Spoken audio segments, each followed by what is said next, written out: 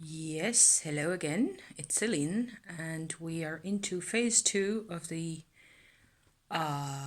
tantric or other type oracle card making process, which is, I think, to my opinion, leastways, the most boring part because it will involve all sorts of cutting and pasting endlessly. As I've shown before, I use this wallpaper glue. I will proceed to cut out these two shapes now. I have tools, scissors and all that in here. This is another type of glue that I have in here, which looks like this. I have lots of tools everywhere. You know, crochet needle can always be handy for some reason or other. Why don't I use this glue? It is synthetic, whereas that one maybe less so. I suppose wallpaper glue is really less harsh. It's water in there. It's a powder. You buy that stuff in powder form in wallpaper shops, and you have to mix in boiling water and to the right consistency, and you have to let it sit for a bit. And then you get a glue that is really gentle. It's not harsh. It dries really quickly. And one, minus point of that, one less perfect point of that, is that what happens with cardboard, certainly with multiple layers, is that it will dry up and split up again. You know, it won't have caught completely. So you need a set of brushes that you use for the glue mainly.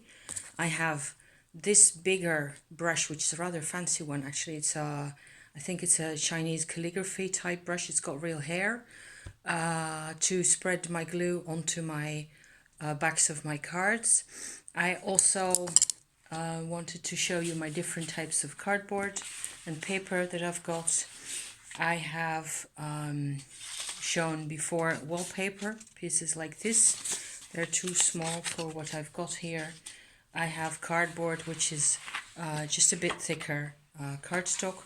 I found a type of cardboard that is actually really thicker than this, but I want my cards to have all the same consistency, so I want them to have the same layer. So I may decide to use this color cardboard. It's the same type cardboard as this. The color is different, that's all. So I may use this for my two Tara cards here. So the other option that you can use is something like this. For example, I wanted to show you this because it's a handmade Indian paper.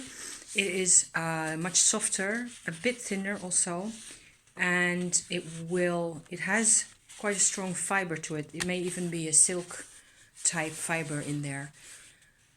I don't know how well this keeps up in, with carrying it around. I'll have to wait and see. I've used this for my little Marseille tarot cards. I will have to see how it does in the end. Normally, I'd rather use something really sturdy like this because I want them to, after I've, stuck in enough glue on all sides, so I'm quite sure everything lies flat on top of each other properly. And I am going to see about that for these two cards right now.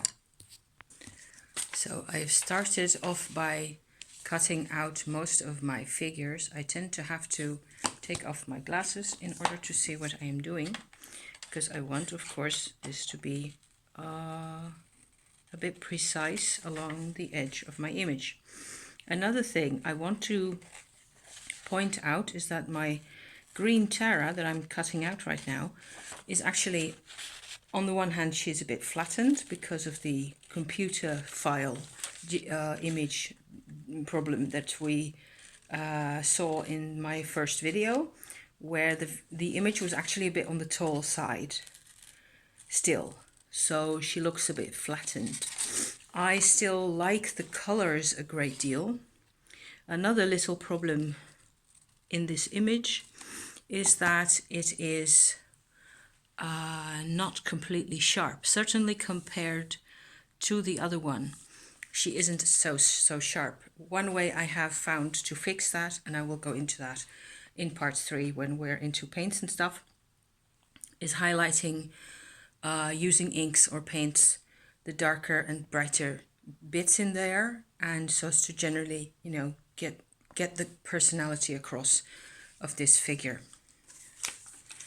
This is actually fun if I let myself not be nervous over, you know, having to work and talk and show you guys at the same time, because I enjoy doing teachery stuff.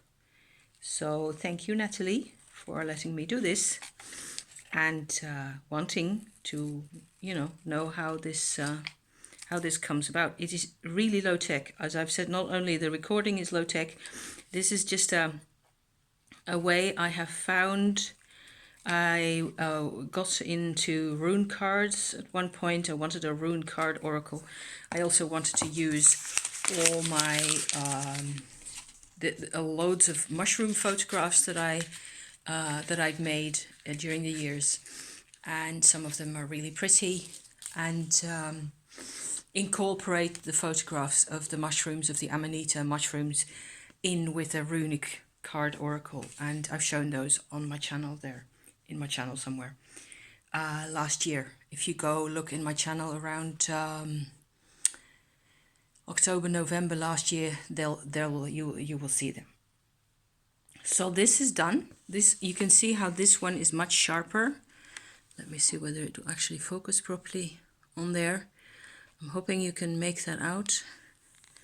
How about if I do the trick like this?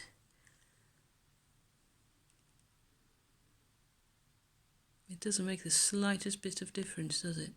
Because I just keep jiggling. I am trying to wait and see whether it will eventually focus.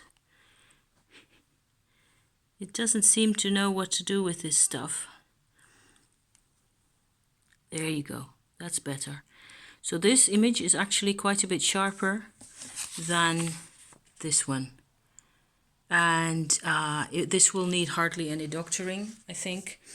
Another element that we'll have to do with painting that we'll come back to is this, the tone of color of these two is really different. This is much bluer and cooler, which is what I like, which is why I chose these two, you know. This one's much warmer.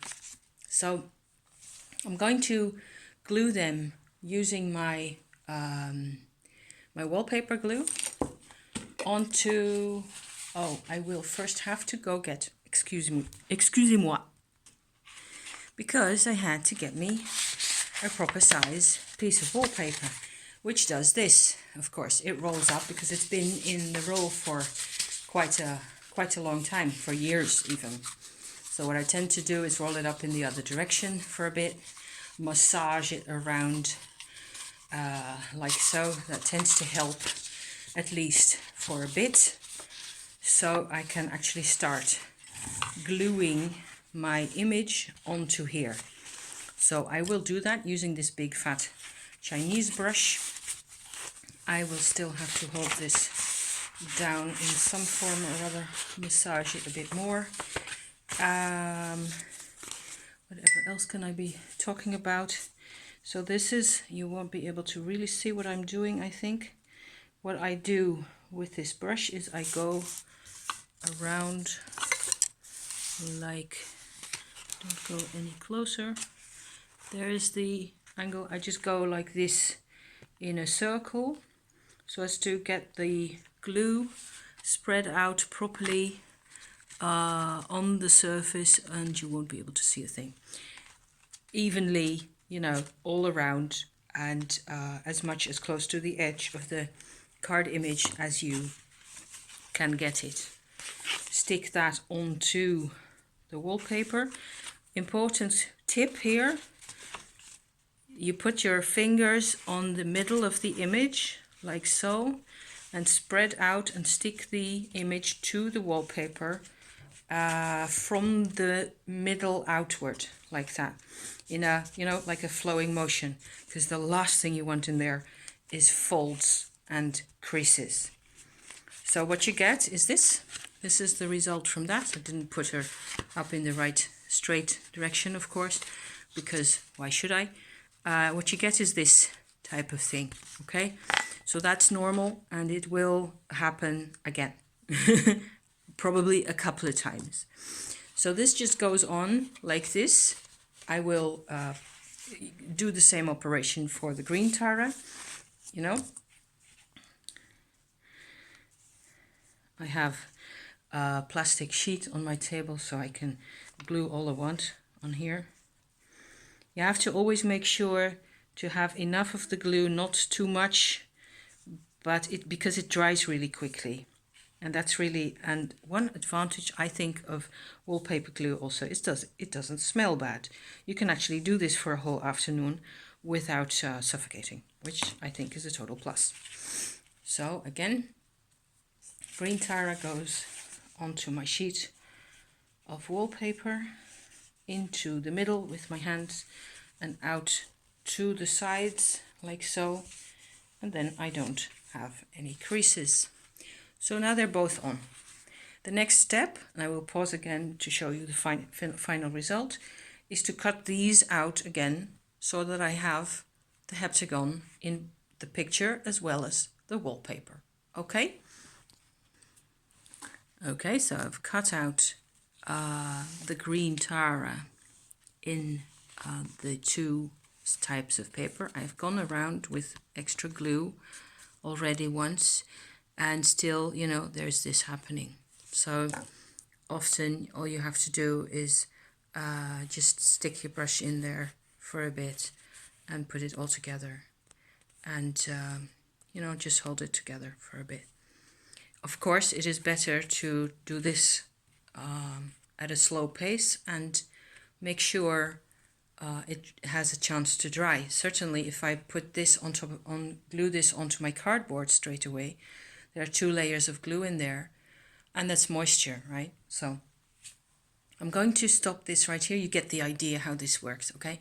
The interesting bit is in part 3, where I will go into the whole earth tone ochre paint business, okay? So thank you for, you know, showing interest in this, and I'll be seeing you soon, okay? Bye for now.